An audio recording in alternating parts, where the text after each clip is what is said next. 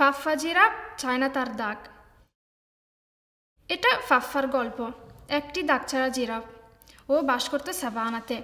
অনেক সুন্দর একটা জায়গা, নীরব, আলোকিত, রঙিন এবং ঘ্রাণযুক্ত। এর অনেক বন্ধু আছে, সবাই ওর সাথে থাকতে পছন্দ করে, কারণ ফাফা বিনয়ী, দয়ালু ও মজাদার। কিন্তু কেউই তার গোপনীয়তা জানে না। ফাফা প্রতিদিন গায়ে লাগাতে হয় তার নকল দাগগুলি। সেই দাগগুলি অনেক আগে বানিয়ে রেখেছে ধৈর্য সহকার তার মা, আসলগুলি আসার অপেক্ষায়। কিন্তু সেই দিনটা এখনও আসেনি। এভাবেই প্রতিদিন সকালে ফাফা ঘুম থেকে উঠে দাঁত মাজে, রাতের পোশাক পাল্টায়, গায়ের দাগ বসায়, এরপর উঠানে খেলতে যায়। ফাফা, তোমার গায়ের দাগ। জি মা, লাগাচ্ছি। ফাফা, এরকম করো না। জানোই তো এটা তোমাকে পড়তে হবে, না হয় তোমাকে নিয়ে সবাই হাসাহাসি করবে।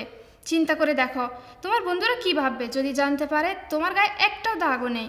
তুমি কি চাও তোমার সাথে কেউ খেলা না করো? না মা, তোমার কথাই ঠিক। এভাবেই ফাফা স্কুলে যায়, দুপুরের খাওয়ার সময় বাসায় ফিরে, বিকালে পড়ালেখা শেষ করে খেলাধুলা করতে যায়। মাঝে মধ্যে সে তার দাগের কথা ভেবে মন খারাপ করে, নিজেকে নিজের স্বাভাবিক মনে হয় না। মা, আজকে সাঁতারের ক্লাস আছে? নিশ্চয় ফাফা। মা, অন্তত পানিতে নামার আগে দাগগুলি খুলে রাখতে পারবো?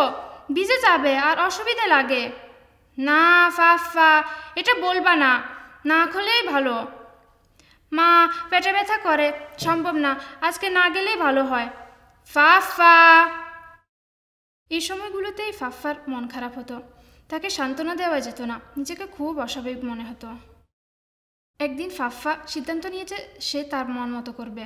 ঘুম থেকে খুব তাড়াতাড়ি উঠেছে, অল্প সময় বাথরুমে গিয়ে নাক কান দাঁত ধুয়েছে, রাতের পোশাক খুলে নিজের উপর খুব আস্থা রেখে রান্নাঘরে মার কাছে গেল। তারপর মাকে দীর্ঘ নিঃশ্বাসে বলল, মা, আজকে আমি দাগ না লাগিয়ে স্কুলে যাচ্ছি, আল্লাহ হাফেজ। না ফাফা না, এটা সম্ভব না, কি করতে পারি? এরই মাঝে ফাফা স্কুলে পৌঁছেছে। সেই নকল কুৎসিত দাগ ছাড়া খুব আনন্দে ছিল। পরিশেষে তার পশম আর চুলকাতো না, বরং নরম এবং উজ্জ্বল মনে হতো। এর চোখে উজ্জ্বলতা ফুটে উঠেছে। ও চেয়েছিল ওর আসলটাই সবাই দেখুক, আর মনকে পারছিল না মানাতে তার গোপনীয়তা গোপন রাখতে। কিন্তু ওর সহপাঠী আসার পর বুঝতে পেরেছে যে তাকে কেউ কিছু বলছে না। সবাই ওকে না বুঝার মতোই সালাম বিনিময় করে ওর সাথে কথাও হাসাহাসি করছিল। ফাফা প্রথমে বিভ্রান্ত ছিল, পরে ওর বন্ধুদের সাথে খেলতে গিয়ে ওই বিষয়টা ভুলে গিয়েছে। দূর থেকে ফাফার মা আসছিল পেরেশানি হয়, সাথে ফাফার দাগগুলো নিয়ে।